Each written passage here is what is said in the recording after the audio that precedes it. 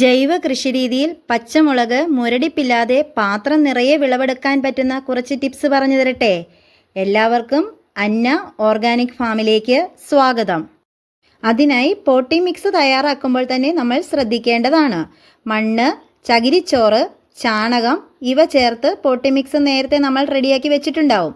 അതിലേക്ക് അല്പം ആറ്റുമണൽ അല്ലെങ്കിൽ എംസാൻഡ് ആയാലും മതി കുറച്ച് ചേർക്കേണ്ടതാണ്. മണ്ണിന് നല്ല ഇളക്കവും നീർവാർച്ചയും കിട്ടാൻ ഇത് സഹായിക്കുന്നു. കുമ്മായമിട്ട് പുളിപ്പ് മാറ്റിയ മണ്ണാണ് ഉപയോഗിക്കേണ്ടത്. അതോടൊപ്പം തന്നെ ട്രൈക്കോഡെർമ ഇട്ട് സമ്പുഷ്ടീകരിച്ച ചാണകമായിരിക്കണം നമ്മൾ ഉപയോഗിക്കുന്നത്. നല്ല ഗുണമേന്മയുള്ളതും കരുത്തുറ്റതുമായ തൈകൾ തന്നെ തിരഞ്ഞെടുക്കുവാൻ പ്രത്യേകം ശ്രദ്ധിക്കുക. ചെടികൾ നട്ടതിന് ശേഷം സ്യൂഡോമോണാസ് 20 ഗ്രാം 1 ലിറ്റർ വെള്ളത്തിൽ എന്ന അനുപാതത്തിൽ കലക്കി അതിൻ്റെ മിശ്രിതം ചെടികൾക്ക് ഒഴിച്ചു കൊടുക്കേണ്ടതാണ്. ഇത് ചെടികളെ കരുത്തോടെ വളരാനും അതോടൊപ്പം ബാക്ടീരിയൽ വാട്ടം, വേര് ചീയൽ എന്നിവയെ ചെറുക്കാനും സഹായിക്കുന്നു.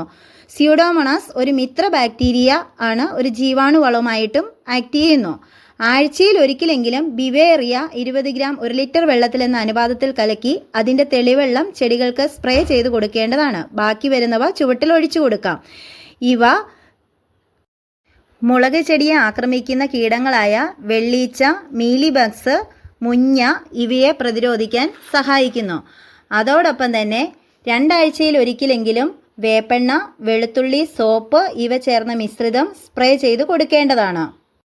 2 ആഴ്ചയിൽ ഒരിക്കലെങ്കിലും 1 സ്പൂൺ കുമ്മായം അല്ലെങ്കിൽ ഡോളമൈറ്റ് ആയാലും മതി 1 ലിറ്റർ വെള്ളത്തിൽ മിക്സ് ചെയ്ത് ചെടികളുടെ ചുവട്ടിൽ ഒഴിച്ചു കൊടുക്കേണ്ടതാണ്.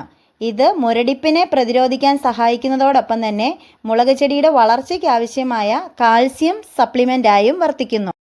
ഇടയ്ക്കിടയ്ക്ക് നമ്മുടെ അടുക്കളയിൽ നിന്ന് ലഭിക്കുന്ന പുളിപ്പിച്ച കഞ്ഞിവെള്ളത്തിൽ 1 കപ്പ് കഞ്ഞിവെള്ളം എടുക്കുക. അതിൽ 1 സ്പൂൺ ചാരം മിക്സ് ചെയ്യുക.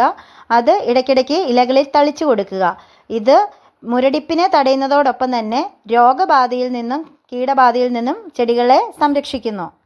മുളക് ചെടികൾക്ക് നല്ല വെയിൽ ലഭിക്കുന്നുണ്ടെന്ന് ഉറപ്പുവരുത്തണം. തണലത്തും മുളകുണ്ടാകുമെങ്കിലും നല്ല വെയിൽ ലഭിക്കുന്ന സ്ഥലത്ത് നിൽക്കുന്ന ചെടികളിൽ ഇടതൂർന്ന മുളകുകൾ ഉണ്ടാകുന്നതായി കാണാറുണ്ട്. ആഴ്ചയിൽ ഒരിക്കലെങ്കിലും ഏതെങ്കിലും ജൈവ സ്ലറി ഒഴിച്ചു കൊടുക്കേണ്ടതാണ്. 2 ആഴ്ചയിൽ ഒരിക്കൽ ചുവടിളക്കി ചാണകപ്പൊടിയോ എന്തെങ്കിലും കമ്പോസ്റ്റ് വളമോ ഇട്ടുകൊടുക്കണം. നീർവാർച്ച ഉറപ്പുവരുത്തേണ്ടതാണ്. കരിയിലയോ എന്തെങ്കിലും ചപ്പുചവറുകളോ ഉപയോഗിച്ച് ചെടികളുടെ ചുവട്ടിൽ പൊതിയിടുക. എപ്പോഴും ഈർപ്പം ഇഷ്ടപ്പെടുന്നവരാണ് മുളക് ചെടികൾ. പക്ഷേ അവയുടെ ചുവട്ടിൽ വെള്ളം കെട്ടിക്കിടക്കുവാൻ അനുവദിക്കരുത്. വീഡിയോ ഇഷ്ടപ്പെട്ടാൽ ഒന്ന് ലൈക്ക് ചെയ്ത് ചാനൽ സബ്സ്ക്രൈബ് ചെയ്യണേ. മറ്റൊരു വീഡിയോയുമായി നമുക്ക് വീണ്ടും കാണാം.